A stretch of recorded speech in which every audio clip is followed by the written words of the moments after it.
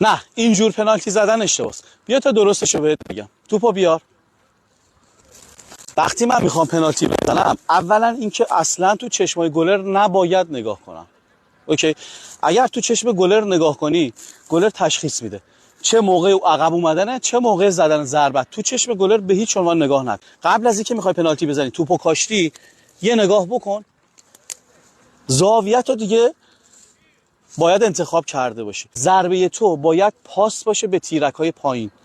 بهترین جایی که میتونی بزنی پایینه. بهترینه که بخوای بزنی کنجاست. یعنی سعی ما میکنیم پنالتی ها رو پایین بزنیم. اوکی؟ تو چشمای گلر نگاه نمیکنیم، زاویه رو انتخاب میکنیم، پاس میدیم به کجا؟ به تیرک. اینجوری سعی کن ارتفاع زیاد نگیره. اگه ارتفاع گرفت گلر راحت توپو میگیره. اوکی؟ زاویه بدن تو باید جوری باشه که گلر تشخیص نده. یه ذره هم شدت بده به توپ. دومیو بزن. آفرین.